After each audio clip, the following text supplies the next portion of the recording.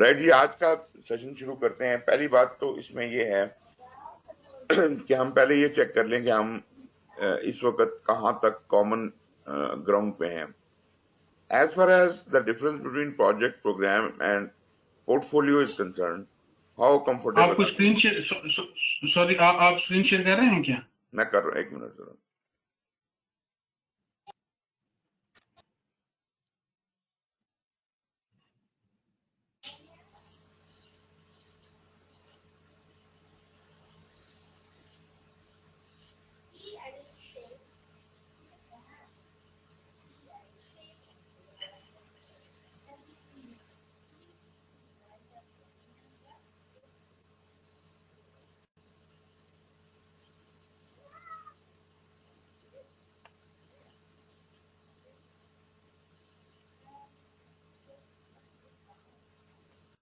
चाहिए मैं जरा देख लूं कि हाँ जी।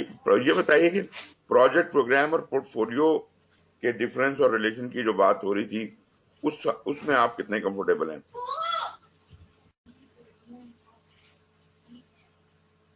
जी फहद, आप पहले बताएं प्लीज। जी सर, सॉरी मैं सुन नहीं सका, क्या सवाल था? मैं ये पूछ रहा था कि आपको प्रोजेक्ट प्रोग्राम और पोर्टफोलियो के दरमियान जो फर्क है वो बिल्कुल वाज़ेह है या उसमें कोई शक तो नहीं जी है? सर, बिल्कुल क्लियर हो ओके नहीं सर, बिल्कुल क्लियर हो गया। ओके।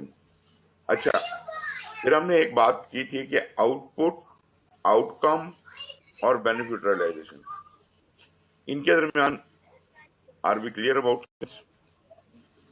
जी हाँ, जी जी सर, हाँ, बिल्कुल। क्लियर है सर। Okay good. इसका मतलब है कि हम और आगे जा सकते हैं।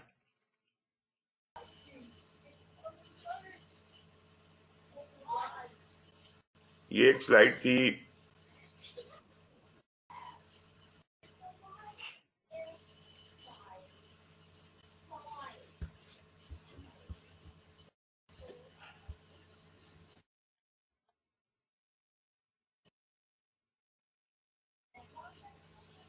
ये जनाब इनके आपस का ताल्लुक प्रोजेक्ट प्रोग्राम और पोर्टफोलियो के।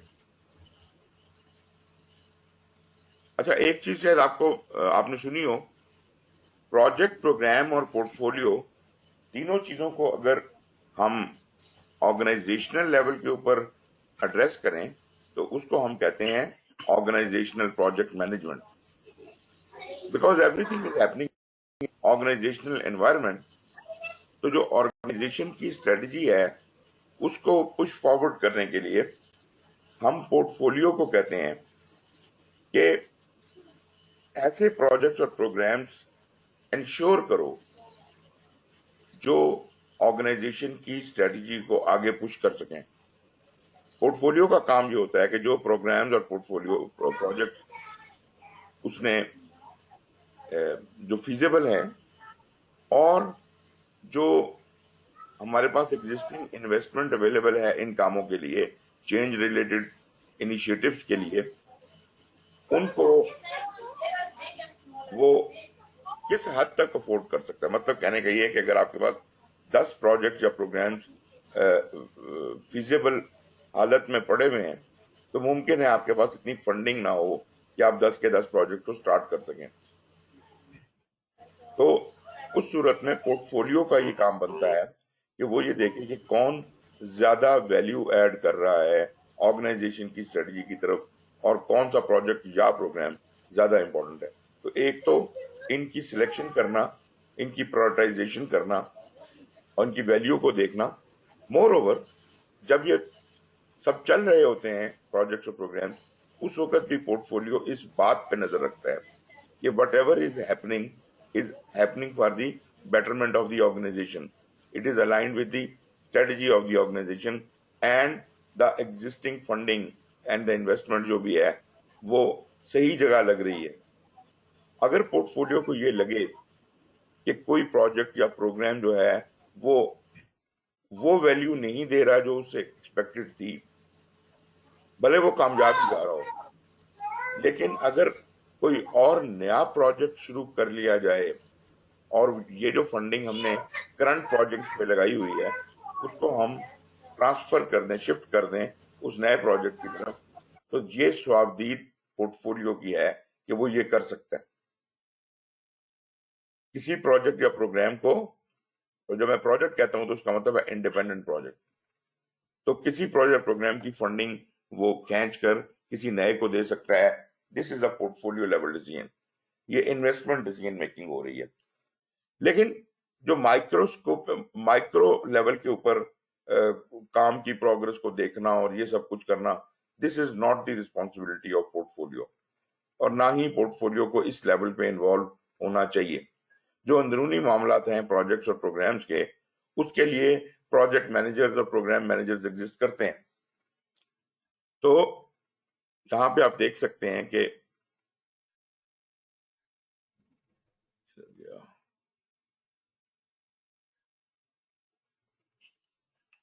हाँ, यहाँ आप देख सकते हैं कि पोर्टफोलियो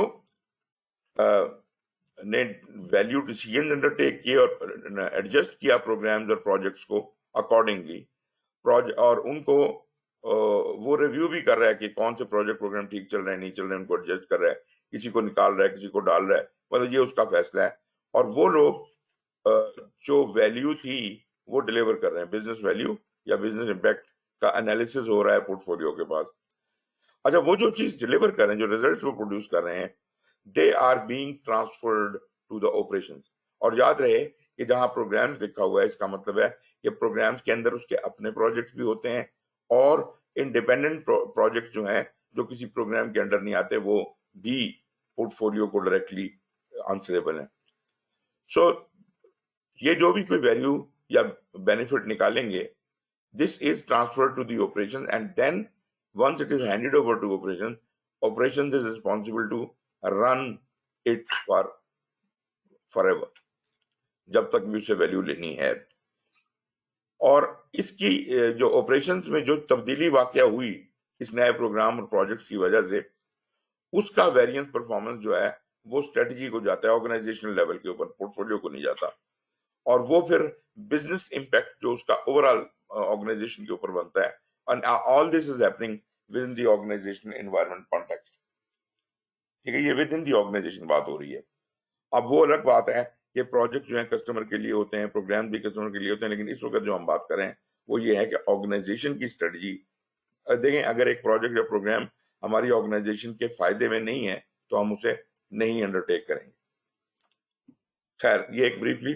फिर आपने ये भी पढ़ा होगा, ये वाली चीज, कि वो कौन से एलिमेंट्स हैं, जो कंपोनेंट्स हैं, जो पीएमबीओ के गाइड के हैं, ये 6th एडिशन के हिसाब से। एक चीज तो है प्रोजेक्ट का लाइफ साइकिल, दूसरी चीज है उसके प्रोसेस ग्रुप्स, और तीसरी चीज है 10 नॉलेज एरियाज। अच्छा, अब बात ऐसी है कि लाइफ साइकिल किसी भी किस्म का हो सकता है। प्रोजेक्ट मैनेजमेंट पीएमबीओ के आपको पाबंद नहीं करती कि आपने ये वाला लाइफ साइकिल ही इस्तेमाल करना है।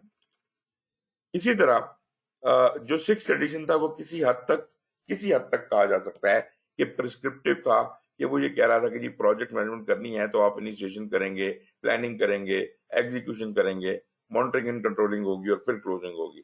और ये सब काम करने के लिए 10 डिफरेंट नॉलेज एरिया को इस्तेमाल किया जाता था, किया भी जाता है। लेकिन फोकस हमारा इस बात से हट गया है 7th एडिशन में आके, या इस नए एग्जाम में आके, कि ये प्रोसेसेस ही करनी है।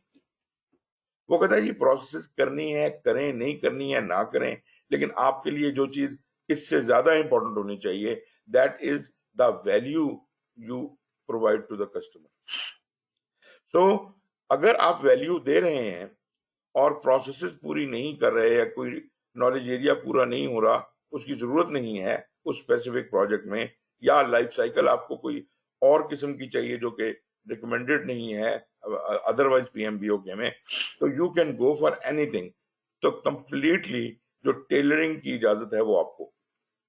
हाँ, अलबत्ता अगर आप ट्रेडिशनल तरीके से प्रोजेक्ट मैनेजमेंट कर रहे हैं तो शायद आपको इन 5 प्रोसेस ग्रुप्स को, इन 10 नॉलेज एरियाज को जरा ज्यादा फोकस्ड अटेंशन देनी है। वजह उसकी है कि इसके अंदर अपफ्रंट प्लानिंग होती है। जो ट्रेडिशनल प्रोजेक्ट मैनेजमेंट है उसमें मतलब ऐसे प्रोजेक्ट्स जिनके अंदर रिस्क कम है, अनसर्टेनिटी कम है, और अप फ्रंट हमें पता है कि क्या करना है, सब कुछ पता है, और हम उसको तफसील से प्लान कर भी सकते हैं, ज्यादा तब्दीलियों के चांस भी नहीं है।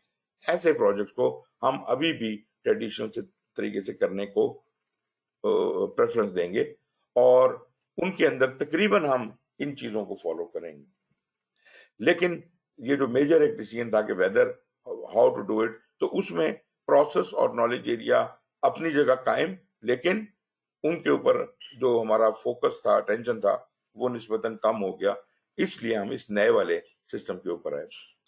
अच्छा, लाइफ साइकिल्स की जहां तक बात आती है, तो ये पीएमआई 6th एडिशन में भी कह रहा था और 7th एडिशन में भी यही बात कह रहा है कि there are different life cycles for doing different kinds of projects, and actually it is a kind of a continuum from वो जो आपका ट्रेडिशनल वाटरफॉल मेथड है टू एजाइल, और इनके दरमियान के जो वेरियस स्टेटसेस हैं, वो मतलब it could be a predictive life cycle जो कि आपकी वाटरफॉल टाइप की चीज है, it could be iterative life cycle, it could be a incremental life cycle, it could be a agile life cycle, और मैं तो ये कहूंगा कि लाइफ साइकिल्स की दो एक्सट्रीम्स हैं, एक प्रिडिक्टिव है और एक एजाइल है, और इसके दरमियान के किसी भी स्टेटस को आप कोई भी लाइफ साइकिल डिजाइन कर सकते हैं अपनी अपनी जरूरत के मुताबिक, and that would be a hybrid life cycle, जिसको हम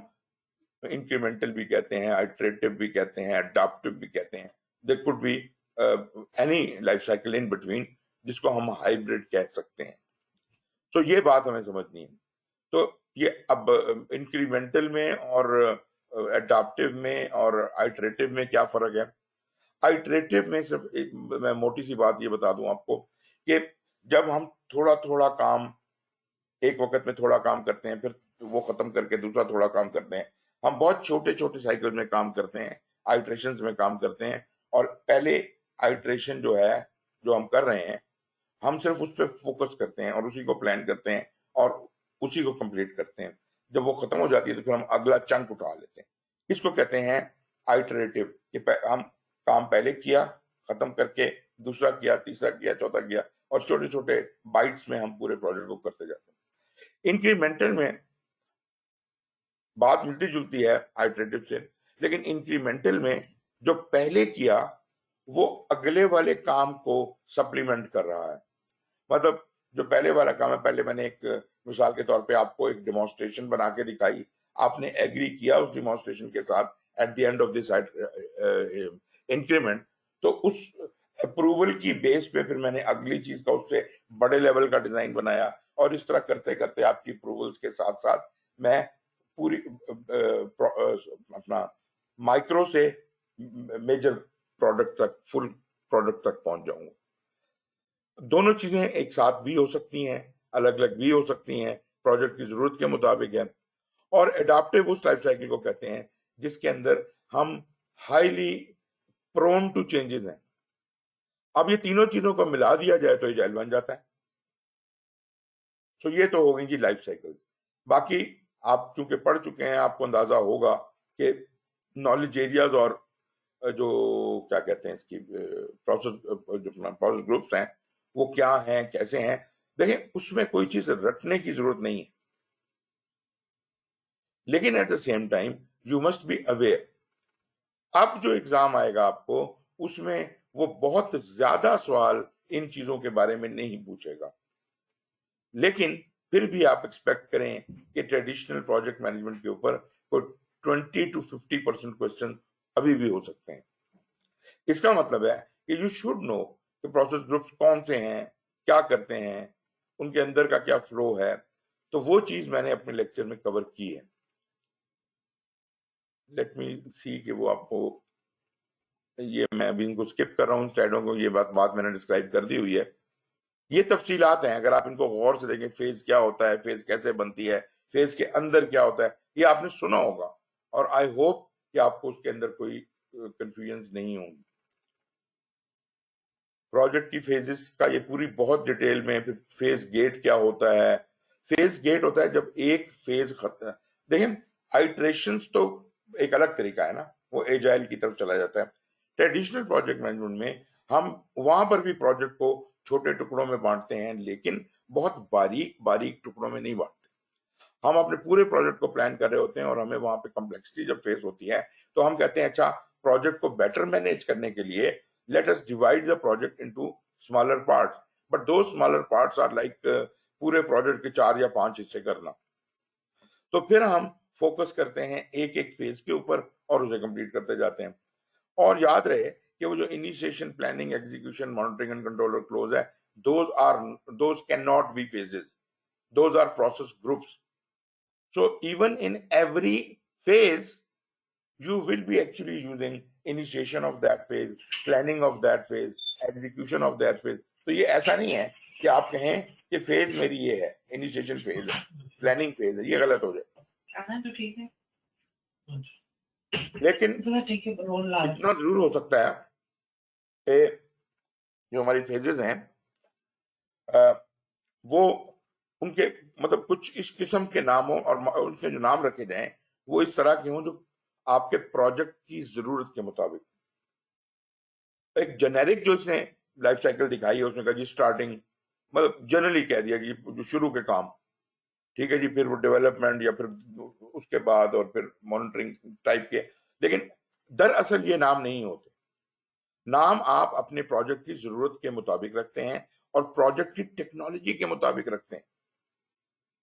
अगर आईटी का प्रोजेक्ट होगा तो उसमें डेवलपमेंट भी होगी, टेस्टिंग की भी फेज होगी वगैरह वगैरह।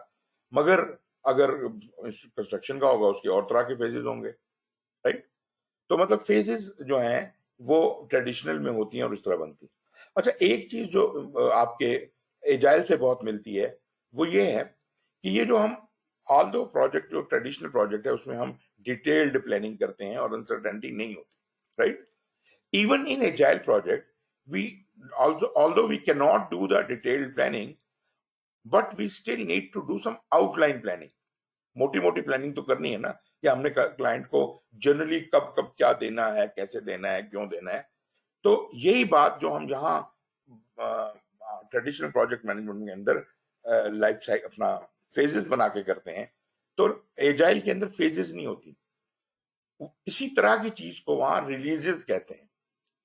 वो कहते हैं जी प्रोजेक्ट के मोटे मोटे ये 3 या 5 या 6 रिलीजेस होंगे और रिलीजेस का ताल्लुक होता है कि what all we will be delivering at the time of that release. ठीक है जी, ये एक्सपेक्टेड होता है। लेकिन ट्रेडिशनल प्रोजेक्ट मैनेजमेंट जब एक दफा प्रोजेक्ट मैन प्लान बन जाता है तो उसको रिजिडली फॉलो किया जाता है और चेंज लाना लाई जाती है, चेंज आती है ट्रेडिशनल प्रोजेक्ट में भी, लेकिन उसका बड़ा रिगरस प्रोसीजर है। मतलब इन अ वे आई शुड से कि चेंज को रेजिस्ट किया जाता है। एजाइल में तो हमने कहा कि हम चेंज को रेजिस्ट ही नहीं करेंगे। इसका मतलब है कि जो आप रिलीज प्लान बना रहे हैं कि कौन कौन सी रिलीजेस हैं, कब कब क्या डिलीवर करेंगी, this plan will be reviewed after every iteration in consultation with the customer will be open to bring any changes and we will be accommodative all the time। हम हाईली एडॉप्टिव हैं, फिर हम incrementally करें या उसको iteratively करें, मगर after every iteration we will review कि क्या जो हमारा रिलीज प्लान था उसकी सेहत पे कोई फर्क तो नहीं पड़ा अब तक की तब्दीलियों की वजह से, और अगर पड़ा है तो उसको फौरी तौर पर रिवाइज किया जाएगा। इसका मतलब है कि जो रिलीज प्लान है वो मुसलसल बदलता रहता है और कस्टमर को पता होता है, कस्टमर इज ऑन बोर्ड। तो किसी हद तक मैंने एक रिलेशन आपको बताया कि जैसे फेजेस ट्रेडिशनल प्रोजेक्ट में बनती हैं, इस तरह जो एजाइल प्रोजेक्ट्स हैं उनके अंदर रिलीजेस बनती हैं, लेकिन उनकी नेचर का आपको पता चल गया। लेकिन जहां तक डिटेल्ड प्लानिंग का ताल्लुक है तो डिटेल्ड प्लानिंग ट्रेडिशनल प्रोजेक्ट में शुरू में होती है सारी की सारी, लेकिन इसके बावजूद कि वो कहा जाता है कि शुरू में होती है, सारी चीजें प्लान की ही नहीं जा सकती, क्योंकि दुनिया में कोई प्रोजेक्ट ऐसा नहीं है जिसकी सारी बातें शुरू में पता चल जाए। देयरफॉर जो बातें बाद में आने वाली हैं ट्रेडिशनल प्रोजेक्ट के अंदर, उसको कैसे अकोमोडेट किया जाता है, वो रीप्लानिंग करते हैं और उस रीप्लानिंग को हम कवर करते हैं प्रोग्रेसिव एलेबोरेशन के कॉन्सेप्ट के साथ, कि जैसे जैसे आगे बढ़ेंगे नई हकीकतें सामने आएंगी, उनकी रोशनी में हम प्लान चेंज कर सकते हैं। और वो यही चीज जो है ये प्रोग्रेसिव एलेबोरेशन या इसको इसका जो टेक्टिकल कॉन्सेप्ट है उसे हम रोलिंग वेव प्लानिंग कहते हैं, ये चीजें हम एजाइल में भी इस्तेमाल करते हैं। एजाइल में तो क्रक्स है ना हमारा, एजाइल में हमने कहा हमने एक मोटा प्लान बना लिया, रिलीज प्लान बना लिया, और अब हम बहुत ज्यादा यहाँ पे प्रोग्रेसिव एलेबोरेशन और रोलिंग वेव प्लानिंग इस्तेमाल करते हैं कि हम हर आइट्रेशन के बाद बैठ जाते हैं सोचने के लिए कि अच्छा जी कोई अब क्या करें, right. So we are open to suggestion. तो मेरा ख्याल है कुछ थोड़ा सा लाइफ साइकिल्स के हवाले से मैंने आपको रिलेशन भी बना के दिखा दिया। अच्छा जी, एनवायरनमेंट वाला पढ़ा आप लोगों ने कि नहीं पढ़ा, बताइएगा फाद।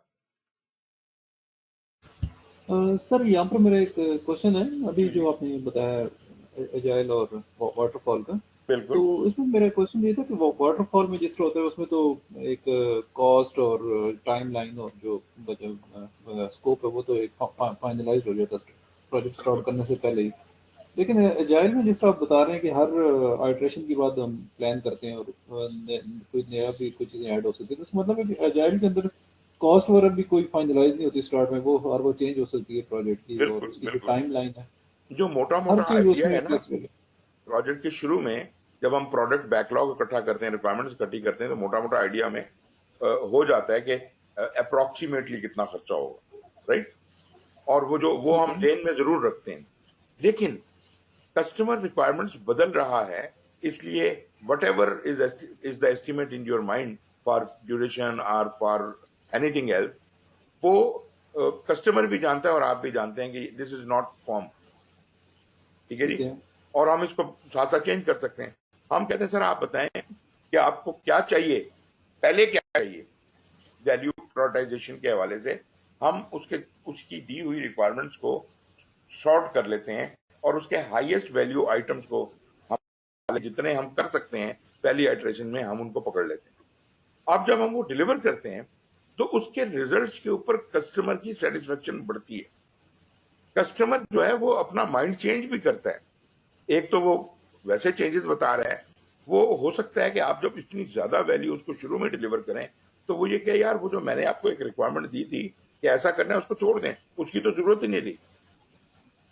देयरफॉर अगर खर्चे बढ़ते हैं तो खर्चे घटते भी हैं। लेकिन जब हम ठीक है। आइट्रेशन शुरू करते हैं तो आइट्रेशन का हिसाब किताब और डिटेल प्लानिंग वो एजाइल टीम का काम है, और वो जो ठीक है। कुछ भी करते हैं that is transparently visible to anyone and everyone. The only thing is the people, the stakeholder cannot interfere into the working of an iteration. वो जो एक दो हफ्ते का काम हमने कमिट किया कि हम ये करेंगे इस आइट्रेशन में, उसमें वो आपको ये नहीं कह सकते दरमियान में खड़े होके कि जनाब ये ओहो ये जो आप काम कर रहे हैं ना इसको ऐसे नहीं करना ऐसे करना है, वो ये नहीं कह सकते।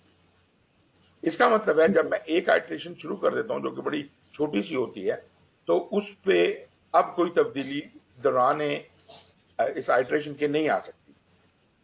हाँ, कस्टमर अगर कह रहा है कि ये जो रिक्वायरमेंट मैंने बताई थी आपको जो आपने पहली आइट्रेशन में शुरू कर दी है इसको मैं बदलना चाहता हूं, आप इनकार तो नहीं करेंगे। आप उसे ये कहेंगे सर आपकी रिक्वायरमेंट हम एक नई रिक्वायरमेंट के तौर पे प्रोडक्ट बैकलॉग में डाल देते हैं, लेकिन अर्लियर इस पे काम शुरू हो गया और जो आपके साथ एग्री हुआ था कि हम आपको ये कैसे टेस्ट करवाएंगे, उन्हीं शराइत पे आप इसको टेस्ट करें और अप्रूव करें। लेकिन जो तब्दीली आप बता रहे हैं वो एडिशनल कॉस्ट पे हम बाद में कर देंगे। अगर ज्यादा जरूरी तब्दीली है तो फौरन कर देंगे अगली आइट्रेशन में, मतलब वो वैल्यू अगर उसकी ज्यादा है उस आइटम की तो हम आपको कर देंगे। लेकिन बात यह कि ये तब्दीली आप बता देंगे ना, बड़ा फेर फेर बात है कि भाई आपने अपना दिमाग आखिरी वक्त में आके चेंज किया है, हमने तो काम शुरू कर दिया, जो हमने किया उसका पैसा जाया जाएगा नहीं, हमारी एफर्ट जाया नहीं जाएगी, बल्कि you will pay for your late जो आप जिस आइडिया लेके आ रहे हैं। लेकिन जो आप चाह रहे हैं वो हम करके आपको जरूर देंगे। I hope it is very fair. और जब मैं एक आइट्रेशन कंप्लीट करता हूं और जब मैं उसको अप्रूव कराता हूं तो वो कमिट होके वो अप्रूव हो जाती है, खत्म हो जाती है। अब उसको ये नहीं कहा जा सकता इसको रीडू करो, अब रीडू नहीं हो रहा, अब एक नए काम के तौर पे, नई यूजर स्टोरी के तौर पे एक नई रिक्वायरमेंट आ गई कि ये जो हमने काम किया था इसमें ये चीजें अमेंड करनी है, वो अब एक नए यूजर स्टोरी के तौर पे आइंदा किसी आइटरेशन में वो काम भी कर देंगे। I hope you understand my point. जी ठीक है, ये क्लियर है। मैं सिर्फ वही कंफर्म करना चाह रहा था कि इसमें एजाइल में तो फिर हमारी कॉस्ट और ये स्कोप और टाइमलाइन ये सारा कुछ फ्लेक्सिबल चेंज हो सकती है। जी उस्मान भाई, ये बताइए। जी जी जी जी बोलो। नहीं, आप बताइए प्लीज। नहीं नहीं, आप बोले, मेरा तो जरूरी नहीं है, आपका क्वेश्चन जरूरी है। हाँ, बस इसमें इसमें सिर्फ मुझे जो मेजर थी वो आपने ऑलरेडी क्लेरिफाई कर दिया है, जेल वाटरफॉल के हवाले से, और जो लाइफ साइकिल है प्रोजेक्ट का उसके हवाले से जो थोड़ी बहुत कंफ्यूजन थी मेरे ध्यान में वो काफी तक क्लेरिफाई हो गई है, आपने उसको दोबारा गो थ्रू किया। जी जी। तो इस वक्त तो कोई फर्दर तो मुझे और कुछ मेरे ध्यान में क्वेश्चन नहीं आ रहा है जो पूछने वाला। अच्छा, एक छोटी सी बात है, जो आप सेकंड चैप्टर है पीएमबीओके का, उसमें सिर्फ एक छोटी सी बात उसने डिस्कस की हुई है। वो ये कहता है कि enterprise environmental factor, organization process assets क्या होते हैं। ये पढ़ा है आप लोगों ने? मौका मिला है इसको पढ़ने का? नहीं, मैं नहीं पढ़ पाया इसको अभी तक। अच्छा, सेकंड फर्स्ट चैप्टर को चैप्टर में एड्रेस कर लीजिएगा। और इसके अलावा एक और चीज मैं आपको बता दूं, ये जो प्रोसेस ग्रुप्स और नॉलेज एरियाज हैं, ये आपस में इंटरेक्ट कैसे करते हैं, इसके ऊपर भी मैंने बात की हुई है। मैं अभी आपको दिखाता हूँ, एक मिनट। वो भी इंपॉर्टेंट है, मतलब आपको पता होना चाहिए हाउ दे इंटरेक्ट। मैं देखता हूँ शायद इसी प्रेजेंटेशन के आखिर में होगा। ये तो मैंने ब्रीफली यहाँ पे बयान किया हुआ है कि ये क्या चीजें हैं, initiation, planning, execution, monitoring, control और क्लोज। इसमें होता क्या क्या, ये प्रोसेस ग्रुप्स को डिफाइन किया हुआ है। फिर मैंने नॉलेज एरियाज की बात की, ये 10 नॉलेज एरियाज हैं। नॉलेज एरियाज में मैंने बताया कि integration is the most important knowledge area. ये इन सबको हेड करता है। बाकी सारे नॉलेज एरिया जो कुछ भी कार्रवाई डालते हैं, जो कुछ भी क्रिएट करते हैं, वो इंटीग्रेशन को देते हैं और वो उसको कंसोलिडेट करता है। और जो कंसोलिडेटेड प्लान होता है उसके मुताबिक प्रोजेक्ट आगे चलता है।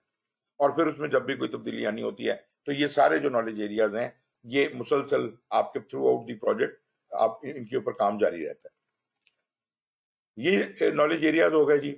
इसके बाद ये जो प्रोसेसेस कितनी है, ये जो प्रोसेस ग्रुप्स हैं, 5 प्रोसेस ग्रुप, इनिशिएशन। टोटल जो प्रोसेसेस आपकी बनती हैं according to 6th edition. 7th edition में प्रोसेस का कोई जिक्र नहीं करता क्योंकि वो ट्रेडिशनल के ऊपर करती हैं। तो ट्रेडिशनल प्रोजेक्ट अगर आप कर रहे हैं तो according to 6th edition there are 49 process, और उनकी डिस्ट्रीब्यूशन ये दी हुई है। 2 इनिशिएशन प्रोसेस ग्रुप में है, 24 प्लानिंग प्रोसेस ग्रुप में है, 10 एग्जीक्यूशन में है, 12 मॉनिटरिंग कंट्रोल में और 1 क्लोजिंग। ये यही 49 प्रोसेसेस जो हैं, जो 5 प्रोसेस ग्रुप में आपको डिस्ट्रीब्यूटेड नजर आ रही हैं, अगर आप इनको नॉलेज एरिया वाइज देखें तो वो जो 10 नॉलेज एरिया थे आपके चैप्टर नंबर 4 से 13 तक। अच्छा, इंटरेस्टिंग बात यह है कि ये 10 के 10 नॉलेज एरिया समहाउ आपके स्टडी मटेरियल में वक्तन फवक्तन अक्कर करते रहेंगे। हम जब प्लानिंग पढ़ेंगे तो हम इन सबकी प्लानिंग पढ़ेंगे। दरअसल जब हम आगे चलेंगे और हम उसको फिजिकली एग्जीक्यूट कर रहे होंगे तो भी इन नॉलेज एरियाज का इम्पैक्ट आएगा। अपना जब मॉनिटरिंग एंड कंट्रोल में भी इनका इम्पैक्ट आएगा। तो आपने पीएमबीओ के 6th एडिशन से अगर समझा हुआ है तो आपके लिए इन चीजों को आगे लेके चलना आसानी हो जाएगी। लेकिन अगर आप नए फॉर्मेट के ऊपर फॉलो करते हैं या 7th एडिशन को फॉलो करते हैं तो भी ठीक है, क्योंकि उसमें आपको साथ साथ एजिलिटी भी समझाता जा रहा है कि इधर स्कोप में कैसे एजिलिटी आएगी, स्केड्यूल में कैसे आएगी, कॉस्ट में। जो 6th एडिशन है उसने ये किया हुआ है कि पहले वो चैप्टर की सारी डिस्कशन करता है, आखिर में बताता है कि जी इसमें एजिलिटी जनरल रिमार्क देता है, वो बहुत ज्यादा तफसील में नहीं लिखता, 1-2 पैराग्राफ में बताता है कि इसको एजाइल के कामों में कैसे इस्तेमाल किया जा सकता है। 7th एडिशन के अंदर उन्होंने ये नॉलेज एरियाज और उसके चैप्टर वैसे ही तोड़ दिए, ब्रेक कर दिए। उन्होंने कहा नहीं, नॉलेज एरियाज के ऊपर बहस नहीं है, बहस जो है वो वैल्यू के ऊपर है। तो हम पहले तो जो सेकंड चैप्टर 7th एडिशन का है, वो फर्स्ट तो इंट्रोडक्शन है, जो कि ये जो आप पहले 3 चैप्टर यहां से पढ़ के जा रहे हैं वो तकरीबन उसमें वो बातें डिस्कस होंगी। जो सेकंड है वो एक नया आइडिया देता है वैल्यू जो डिलीवरी का, क्योंकि ये जो हमारी प्रोसेस डिलीवरी थी वो तो हमने उसको पीछे कर दिया, उनका प्रोसेस डिलीवरी से ज्यादा वैल्यू डिलीवरी इंपॉर्टेंट है। तो वैल्यू डिलीवरी पे पूरा चैप्टर है कि वैल्यू डिलीवरी का क्या मतलब है, वैल्यू स्ट्रीम कैसे बनता है वगैरह वगैरह, वो सारी एजाइल वाली बातें आ जाती हैं। उसके बाद फिर वो जब आगे चलता है तो वो फिर ये बयान करना शुरू करता है कि प्रोजेक्ट को चलाना कैसे है, चलाने के दौरान तो मतलब इन अ वे वो नॉलेज एरियाज और प्रोसेस ग्रुप्स को मिला जुला के प्रोजेक्ट के साथ लेके चलता जा रहा होता है। देखने और सुनने में ये मुश्किल जरूर लगता है, लेकिन जिस तरह आपको मैंने स्टूडेंट मैनुअल दिया हुआ है जो उसका सिलेबस के मुताबिक बना है, आप उसके मुताबिक पढ़ेंगे तो आपको बहुत ही आराम से ये चीजें समझ आ जाएंगी। क्या जो चीज इंपॉर्टेंट है वो आपके सामने आएगी और आप उसको फॉलो करते जाएंगे। किसी किस्म का कोई रट्टा लगाने की जरूरत नहीं है। हाँ, अलबत्ता ये जो 5 प्रोसेस ग्रुप्स हैं और ये 10 नॉलेज एरियाज हैं, इनके आपस के इंटरेक्शन को समझने के लिए ये इन दोनों को मैंने प्लॉट कर दिया एक ही चार्ट के ऊपर। वो 5 कॉलम बना दिए 5 प्रोसेस ग्रुप्स के, और ये 10 नॉलेज एरियाज जो हैं 10 रोज की सूरत में यहाँ बने हुए हैं। और यहाँ हमें ये नजर आ रहा है कि वही 49 प्रोसेस हैं। अगर मैं इसको परपेंडिकुलरली देखता हूँ, ऊपर से नीचे की तरफ देखता हूँ, तो भी ये 49 ही पूरे होते हैं। और अगर मैं इसे वर्टिकली मतलब इसको हॉरिजॉन्टली देखता हूँ तो ये 10 रोज जो हैं इनका टोटल भी अगर किया जाए तो 49 ही बनता है। तो प्रोसेस वही है। इसका मतलब हमारा 2 पर्सपेक्टिव आ गया, एक हमारे पास प्रोसेस ग्रुप के हवाले से आ गया और एक हमारे पास नॉलेज एरिया के हवाले से। अब ये 49 की डिस्ट्रीब्यूशन में अगर मैं कॉलम्स को देखूं तो आपको ये वाज़ेह नजर आ रहा है कि सबसे ज्यादा प्रोसेसेस कहाँ हैं। क्यों उस्मान साहब? जी प्लानिंग में। प्लानिंग में है। कितनी है जी 49 में से? They are 24 24। Processes, almost 50%। ठीक है जी। तो इसका मतलब जी ये हुआ कि प्लानिंग इतना ही ज्यादा इंपॉर्टेंट काम है कि इसमें 24 डिफरेंट नॉलेज एरियाज की प्रोसेसेस जो हैं वो रिगरसली काम कर रही हैं। बड़ा इंपॉर्टेंट है। और प्लानिंग ट्रेडिशनल प्रोजेक्ट में ज्यादा इसलिए भी है कि सारी की सारी प्लानिंग करनी। और इनिशिएशन में आप देखें तो सिर्फ 2 काम है। एक का ताल्लुक जो इंटीग्रेशन से है कि जनाब प्रोजेक्ट का चार्टर लिखो, और दूसरा काम है कि स्टेक होल्डर्स को एनालाइज करो। अब इसको जरा रिलेट कीजिए आप एजाइल के साथ। स्टेक होल्डर तो हमारी वहां पर भी प्रेफरेंस है, और डीलिंग हमारी स्टेक होल्डर से और कस्टमर से डिफरेंट हो गई है कि अब हम उसको हम मुकम्मल एडाप्टिव हो गए। हम उसको हर चीज में वेलकम करते हैं, हम उससे लड़ते नहीं है। तबीयत में फर्क आ गया कि ट्रेडिशनल प्रोजेक्ट में हम बात बात पे कस्टमर से झगड़ते थे कि ये नहीं हो सकता, ये क्यों कह रहे हो, तब्दीली नहीं ला सकते वगैरह, भी रेजिस्ट करते थे। यहाँ पे जब हम एजाइल में आएंगे तो रेजिस्ट नहीं करेंगे। इसका मतलब है जो रिजिडिटी इस सारे फ्रेमवर्क की आपके सामने बनी नजर आ रही है वो एकदम डिसॉल्व हो जाती है, और ये बिल्कुल वैक्स की तरह पिघल के मिक्स हो जाता है। एनीवेज, अगर हमने करनी है ट्रेडिशनल तो ये एक एक चीज की पहले बहुत ही बारीक किस्म की प्लानिंग की जाती है। हर चीज को आपस में प्रॉपर जैसे कशीदाकारी करते हैं, सब चीजों को जोड़ते हैं, एक ओवरऑल प्लान बनाते हैं। उसके बाद उसके एन मुताबिक जो सारा प्लान जो बन गया है इसको इंटीग्रेट कर दिया जाता है, और इसके एन मुताबिक हम एग्जीक्यूट करते हैं। एग्जीक्यूशन में कौन कौन सी प्रोसेस आ जाती हैं ये आप देख सकते हैं। 2 प्रोसेस इंटीग्रेशन में हैं, और स्कोप, टाइम और कॉस्ट की इसलिए नहीं है क्योंकि जब हम उसको इंटीग्रेट करके प्लान कर चुके हैं तो फिर उसको एग्जीक्यूट करना दरअसल इंटीग्रेशन की जिम्मेदारी है। तो वो जहां पे ये कहता है, ऊपर देखें, direct and manage project work, सबसे टॉप पे एग्जीक्यूशन के अंदर, तो इसके अंदर सारे प्रोजेक्ट की एग्जीक्यूशन आ जाती है। इसका मतलब है स्कोप अलग से एग्जीक्यूट नहीं होगा, टाइम अलग से एग्जीक्यूट नहीं होगा, कॉस्ट अलग से एग्जीक्यूट नहीं होगी। ये कॉलम इसलिए खाली हैं, रोज ये खाने इसलिए खाली हैं। इसके बाद मैनेज क्वालिटी, हमें बिल्कुल जो कुछ कर रहे हैं उसकी क्वालिटी मैनेज करनी है। फिर हमने क्या कहते हैं ह्यूमन रिसोर्सेज के हवाले से जब जब जिन लोगों की जरूरत है और रिसोर्सेज की जरूरत है, ह्यूमन रिसोर्स और दूसरे resources, all the resources they have to be acquired, they have to be developed, they have to be managed. This all happens during the execution. Communication जो है, लाजमी बात है, काम शुरू हो गया तो इनके बारे में कम्युनिकेशन रिपोर्टिंग वगैरह देनी शुरू करनी है, तो manage communication while it is happening. Risk management, risk management का बड़ा तफसीली प्लान हमने बनाया था, क्या रिस्क हो सकते हैं, हमारे साथ क्या हो सकता है।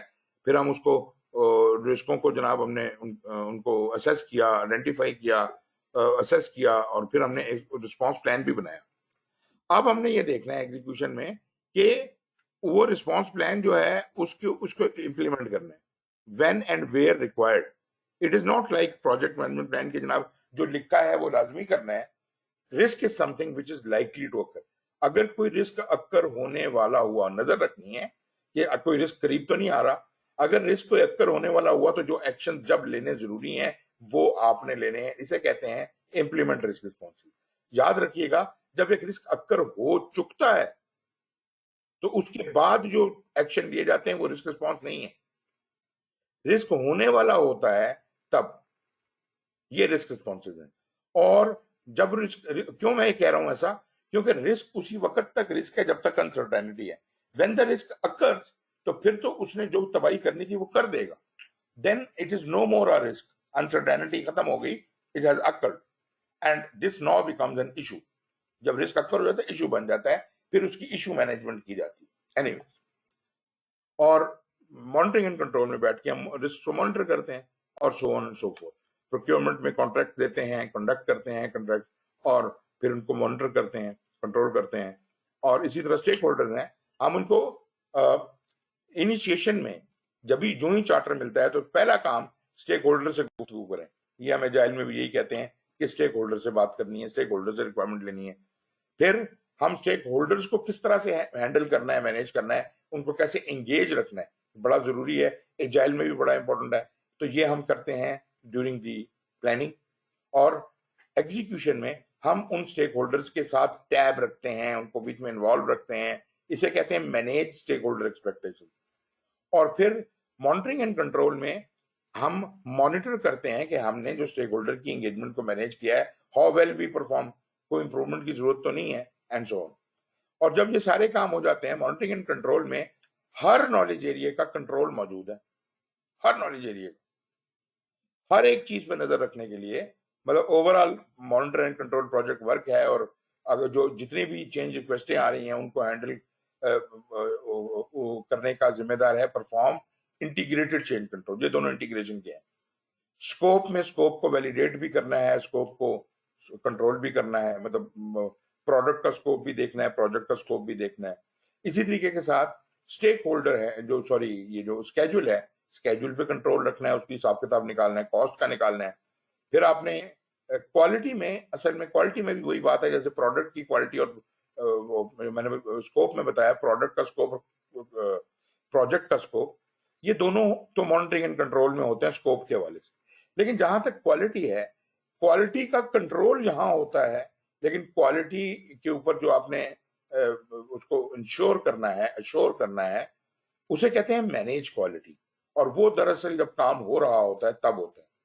तो मैनेज क्वालिटी यहां हो रही है, काम की ऊपर नजर, और प्रोडक्ट के ऊपर जो आपने इंस्पेक्शन करनी है वो यहां हो रही है कंट्रोल क्वालिटी के अंदर। इसी तरीके के साथ प्रोजेक्ट रिसोर्स मैनेजमेंट है, जितने भी आपने रिसोर्सेज, ह्यूमन रिसोर्स और सब लोग मैनेज किए हैं, उन तमाम का कंट्रोल आप यहां से करते हैं। मतलब इन्वेंट्री कंट्रोलिंग, कौन सी चीज किधर चलेगी, कितना माल खर्च हो गया, क्या हिसाब किताब हुआ।